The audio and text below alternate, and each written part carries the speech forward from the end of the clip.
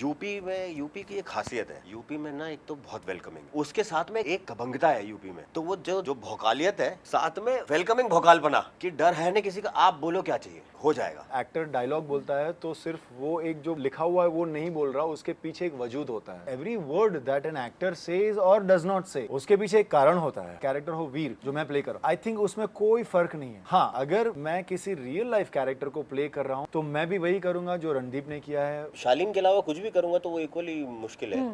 एक जंगल में जा रहे हैं आप, जहाँ पर वो पगडंडी होती है ना, जहाँ से वो पाथवेज जिसको हम राइट। कहते हैं, राइट। अब वो जंगल में बहुत सारी होती है और एक मैदान है जो खुला है। तो जो मैदान है खुला वो फिक्शनल कैरेक्टर होता है और जंगल जो होता है वो एक रियल कैरेक्टर पर रहता है कि कुछ चीजें आप कर सकते हैं। मैंने जब सूर्यपुत्र कर्ण किया था, जब मैं दुर्योधन का रोल कर रहा था, तो मैंने तकरीबन 180-190 पन्ने लिखे थे दुर्योधन कैसा होगा, मेरा दुर्योधन कैसा होगा। मैं एक्टर हूँ, मैं एज एन एक्टर मैं अपने किरदार को जज नहीं करता क्योंकि उनको जज करना मेरा काम ही नहीं है। मुझे तो जो वो गलत करता है उसे भी पूरी निष्ठा से निभाना है। शेर को जज नहीं करना है कि अरे ये बुरा काम कर रहा है, हिरण को मार रहा है, उसका तो कर्म ही वही है। माधुरी मैम तो बहुत ही कमाल की है, उनका तो she is a legend, 40 years in the industry, she has more energy than me, beautiful lady she is gorgeous, उनके नाखून भी एक्ट करते हैं। कल वो रणदीप जी को आपको 25 साल हो गए, 25 साल हो गए यहाँ पर गणित क्यों लगा रहे हो, कितने साल हुए कितने साल नहीं हुए। कोई बात नहीं, ज्यादा मत बोलो, आपका ये कटवा दूंगा मैंने। हाँ, कुछ भी बोला है कटवा देंगे, ये कट कीजिएगा।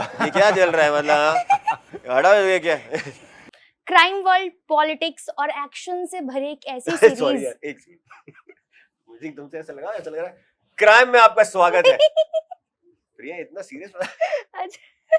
4 आतंकवादी हमारे नहीं है, सॉरी आप प्लीज। नहीं अब हो गया, आपने दे दिया, अब मुझे लगता है आगे बोलने की जरूरत नहीं है। 2 बड़े गुनहगार हमारे बीच आई एम सॉरी प्रिया, आप बहुत अच्छा कर रहे हो। 2 बड़े गुनहगार में नहीं बोल सकती हूँ, हाँ। 2 बड़े ऐसे पावरफुल एक्टर जो सीजन 2 में भी दिखने वाले हैं। और सबसे पहले बात करते हैं, फ्रेडी जी हमारे साथ हैं, शालीन हमारे साथ हैं। सबसे पहले तो बताएं कितना मजा आया आपको। इन लोगों ने 150 दिन का शूट है। ये लोगों ने काफी सारा काम किया। I think 120-130 days they were all together. इन लोग का एक ना वो कमराडरी बन गया था। रणदीप, ये प्रवीण जी, रजनीश और अजय, मतलब ये लोग हमेशा काफी सारे सीन्स इनके साथ में हैं, या फिर एटलीस्ट कुछ ना कुछ सीन्स होते थे। तो हर रोज मुलाकातें होना, शाम को शूट के बाद बैठना, बातें करना, हैंग आउट करना। आप अपना बताएं। मेरे लिए काफी सारे ऐसे नए लोग से दूर रहे, ये सिर्फ फीमेल्स के I've साथ stayed में away रहे। from men in this series, absolutely. मेरा जो है ट्रैक वो पॉलिटिकल ट्रैक है इसमें।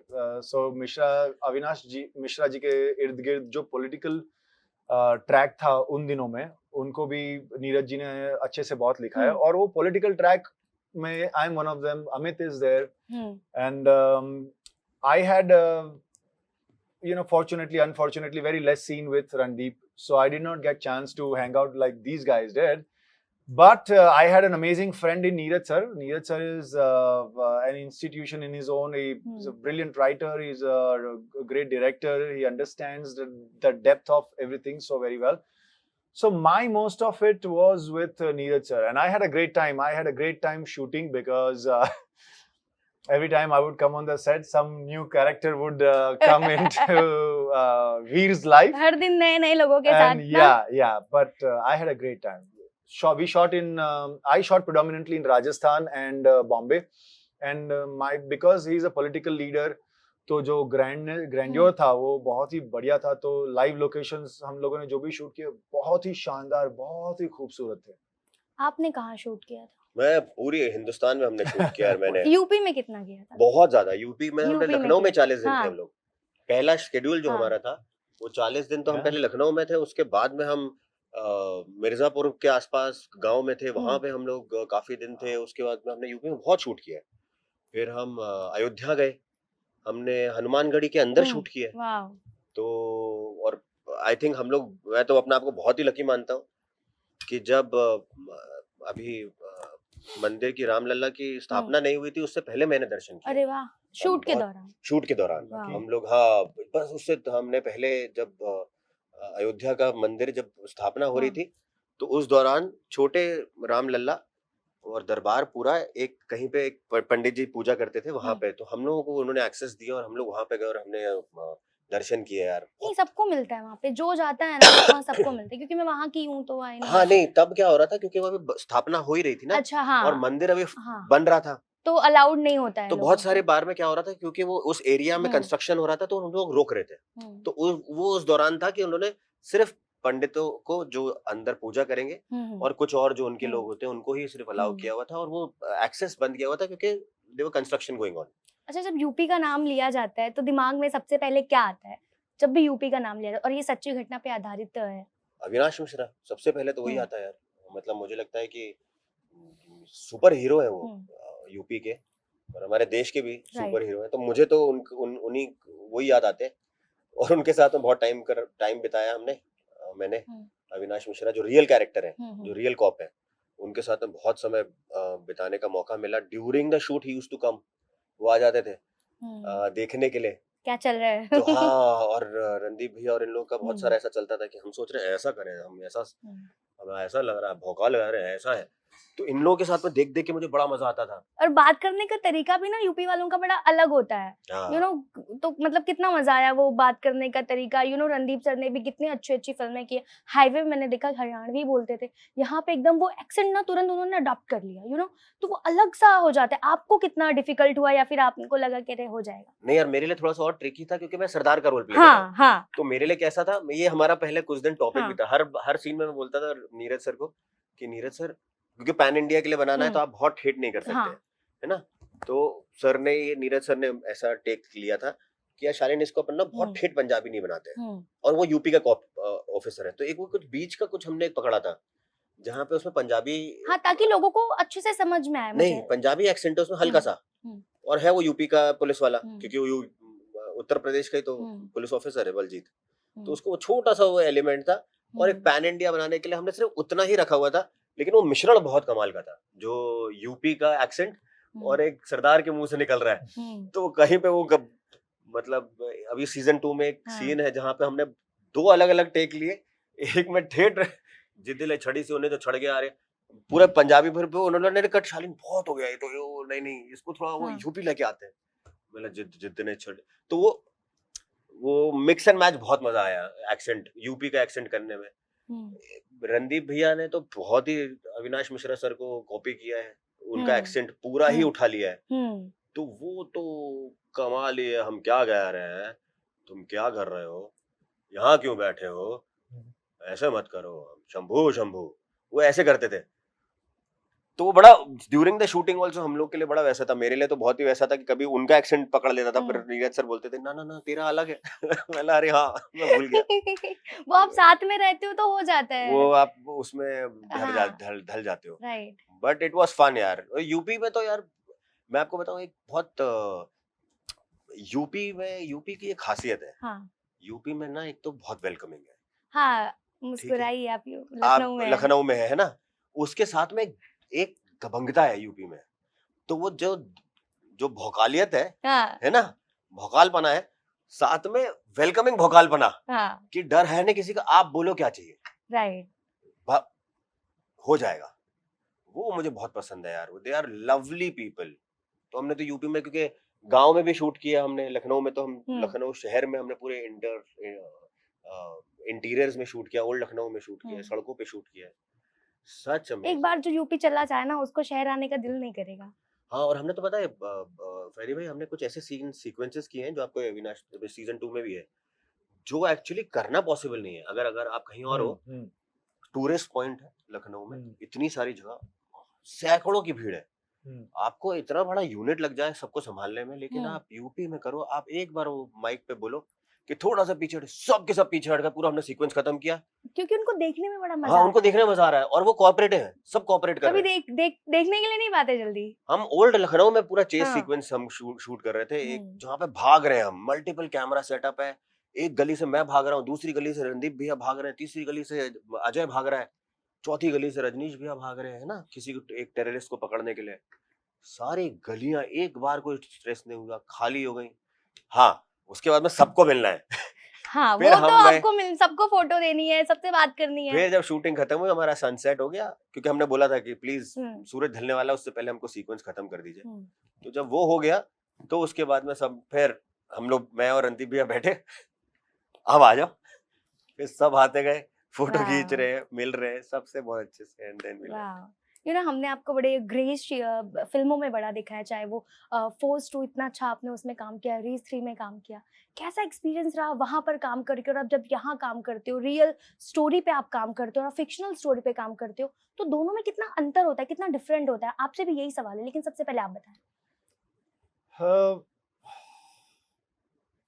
सी अब एज एन एक्टर हमें एक किरदार दिया जाता है।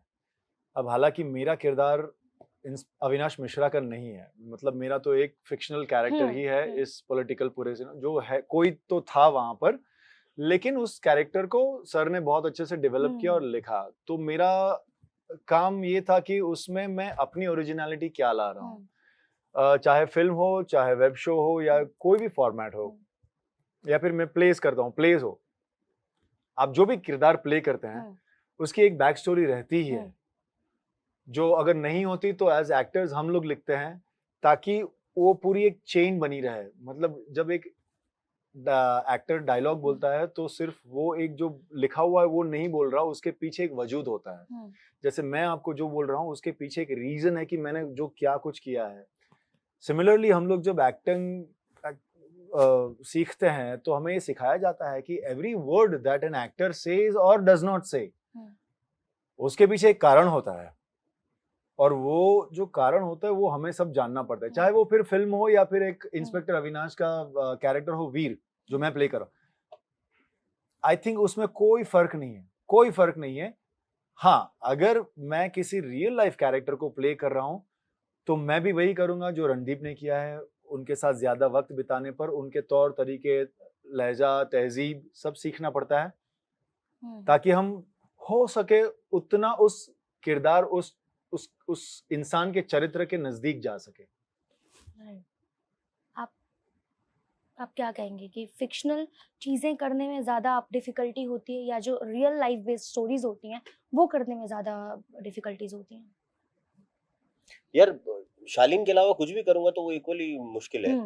कई बार अब इंटेंसिटी बहुत बढ़ जाती है तो बात अलग है। कभी कभी हम अपनी चीजें भी डालते हैं जो हम रोजमर्रा जिंदगी में करते हैं, हाँ, वो चीजें वो भी उठा के डालते हैं, अगर मैं गलत नहीं हूँ।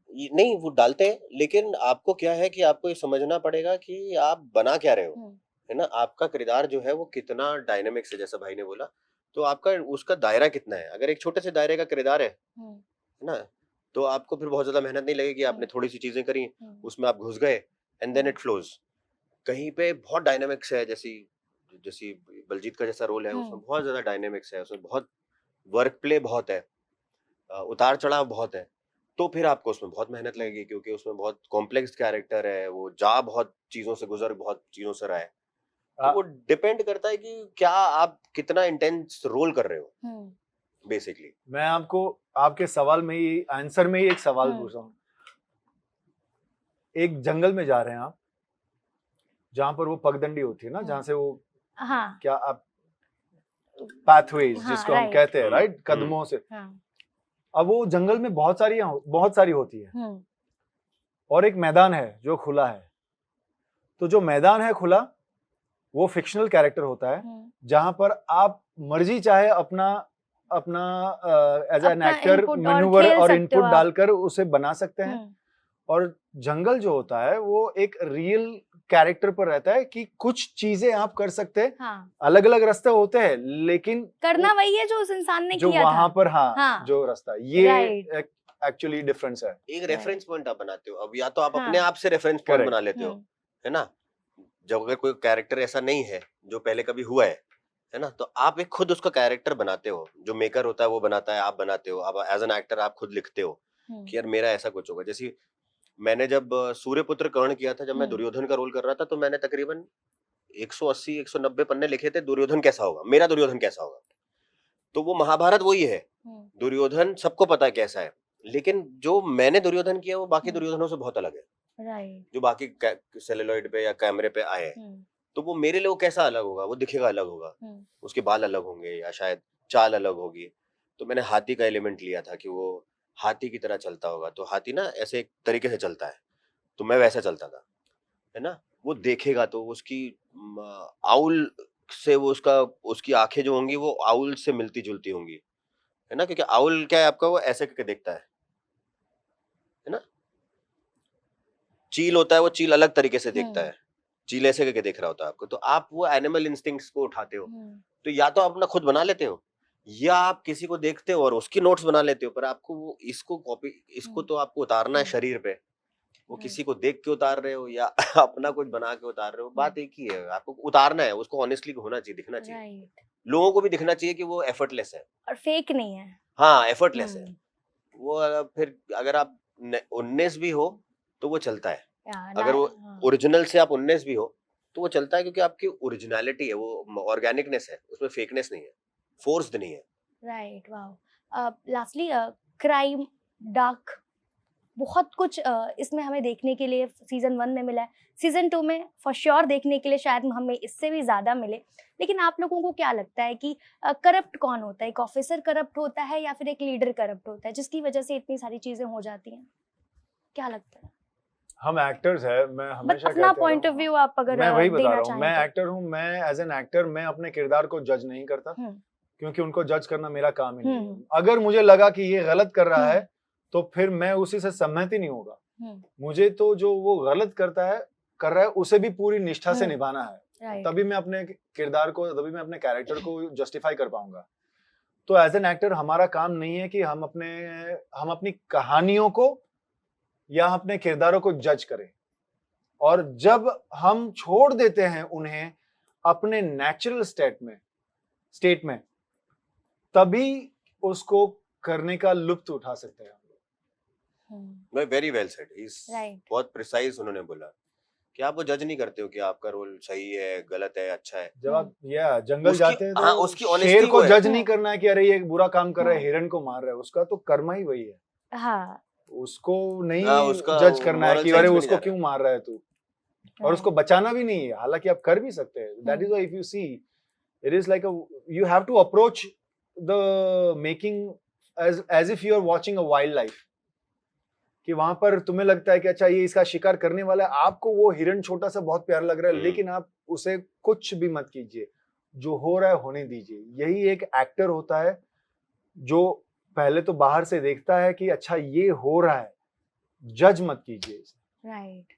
लास्ट क्वेश्चन शालीन आपसे, कि आपके फैंस बड़ा पूछ रहे हैं कि आपने माधुरी दीक्षित के साथ एक स्टेप किया है, आइकॉनिक स्टेप कह सकते हैं। किसी को छोड़ दो प्लीज हमारे लिए। मैं उनके साथ में शो कर रहा था भाई, यूएस और कनाडा में हमने बहुत सारे शोज किए। कैसा एक्सपीरियंस रहा? यार माधुरी मैम तो बहुत ही कमाल की है, उनका तो शी इज अ लेजेंड, और मैं जेन्युइनली उनका जितना बड़ा फैन था जब मैं उनसे नहीं मिला था, उससे 10 गुना ज्यादा बड़ा फैन हो गया हूँ जब उनसे मिल लिया हूँ। और 40 years in the industry, she has more energy than me. 23 साल आपको हो गए हैं।